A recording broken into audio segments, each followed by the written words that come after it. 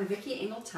I'm an educator, massage therapist, and counselor at the Center for Healing Arts in Westminster, Maryland. I've worked with many clients over the years in helping them make change in their lives so that they feel happier, more at ease, and just generally healthier. One of the tools that they repeatedly have said that have been very, very valuable to them is this notion of what I call the drama triangle. So I want to tell you a little bit about that today. The drama triangle was actually developed as part of the work of Eric Berne in the early 60s and 70s. He wrote the book, The Games People Play. And part of that, he looked at this dynamic of three people or three situations being in relationship to each other and how people get caught in this drama of a triangle. So I want to tell you a little bit about this and see if it makes sense to you and how you might use it in looking at yourself internally as well as looking at yourself in relationship with other people. So the three positions on the drama triangle are, the one that we probably know the best is the villain. It's the bad guy. It's the situation that may cause us a lot of grief or pain or struggle in life. So it can be a person, or it can be something like an illness. It could be a company that you work for. It could be a belief that keeps beating you up again and again. But think about this. Where in your life might you have villains? The villain is often competitive. It's a perfectionist. It can be a bulldog kind of energy that this carries with it. The second position, which you will recognize, and the thing about all this is we play all of these roles. So if we are involved with the drama triangle, we are playing one or all of the roles, and we can do that all at the same time. But let me tell you about the second position. The victim role is that of collapse. It is the one position that we give up, we can't, we feel hurt, we feel pain, and we throw in the towel. It's a position that says, I don't have control or power over my life. And I give that away to the villain. The last position is that of the hero. Now the hero sounds like that would be the best position, and actually the one that most of us would probably want to see ourselves at. But the hero is a little bit of an overachiever. This is the caretaker, the person who's always there helping everyone else out. Sometimes slips into the martyr role, could be a cheerleader. They're super dependable, super independent. So the people who play that role, or the circumstances that keep rescuing, are in the hero role.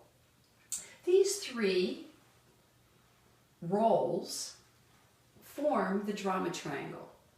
When I was young and growing up, there was a cartoon that had Dudley Do-Right, who was a Canadian Mountie. He was the hero.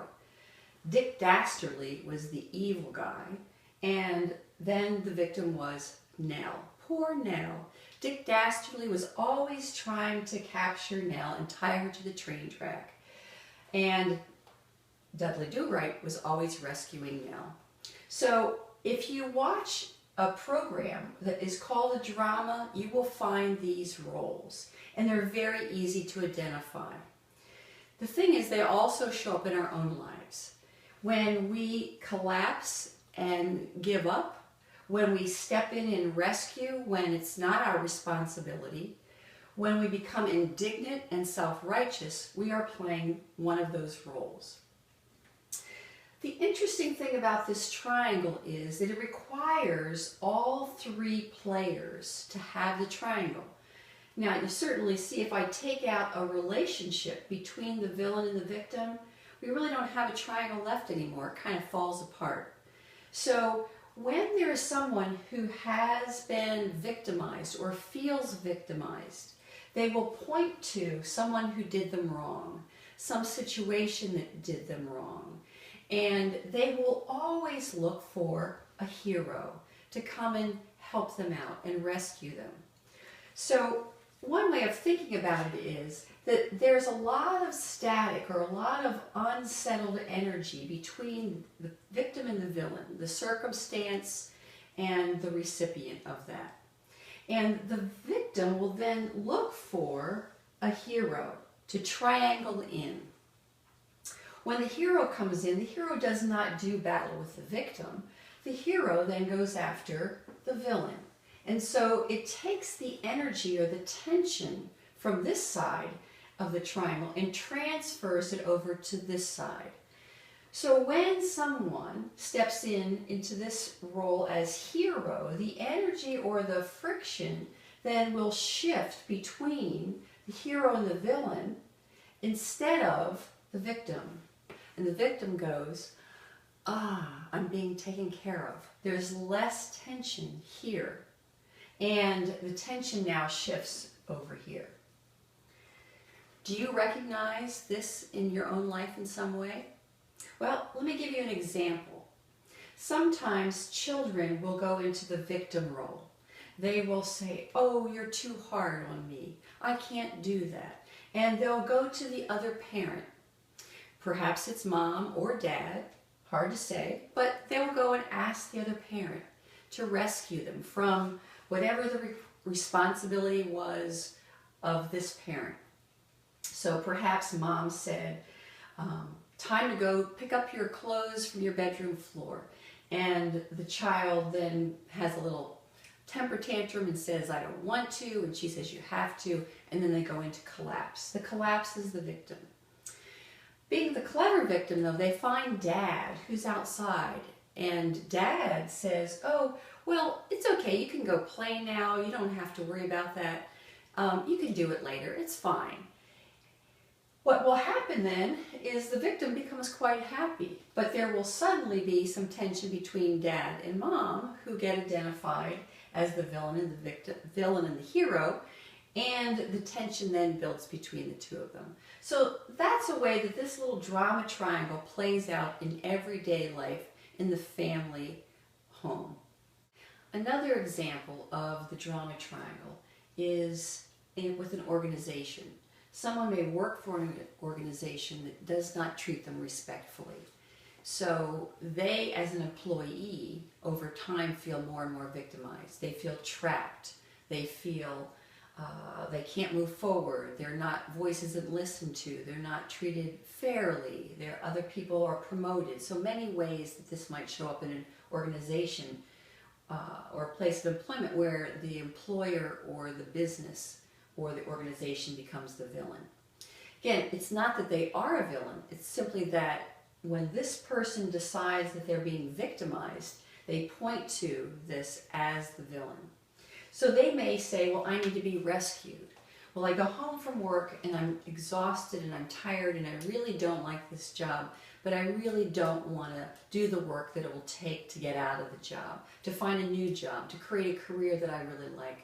So to rescue themselves, what they might do is take on some habits like eating, like shopping, like alcohol, to sedate the difficulty that they feel, that they're not willing to look at something different. So they'll find something else that may make them feel better. In that way, even things like food and shopping and alcohol become the hero in this circumstance. Either of these situations, you are in a drama, and the drama is what I think is the game on the planet at this time, that we are all trying to figure out how to stay out of this, how to stay off the triangle and out of the drama. Because drama is exhausting. It doesn't further us. It doesn't allow us to feel alive. It keeps us trapped. So the way to get out of the triangle has to do with assuming responsibility. And it's 100% responsibility that you're looking for. 100% responsibility for your life as it shows up. Now, this concept came to me from two therapists that I work with, Judith and Roger Rourke, who trained with a couple on the West Coast by the name of Kay and Gay Hendricks. You can go to hendricks.com and find a lot about their work with couples and families and looking at creating responsibility. So know that the drama triangle is normal. It happens everywhere. It happens with all of us on the inside and the outside of our life. And it also plays out in the external world. The only way that we can free ourselves from this entanglement is to assume 100% responsibility for our life as it is. Now, in the next video, I will show you a little bit about getting off the triangle. Thank you for watching today. I hope this has been helpful to you and that you'll join me again as I continue to explore other tools, topics, and techniques that help us live a conscious and healthy life.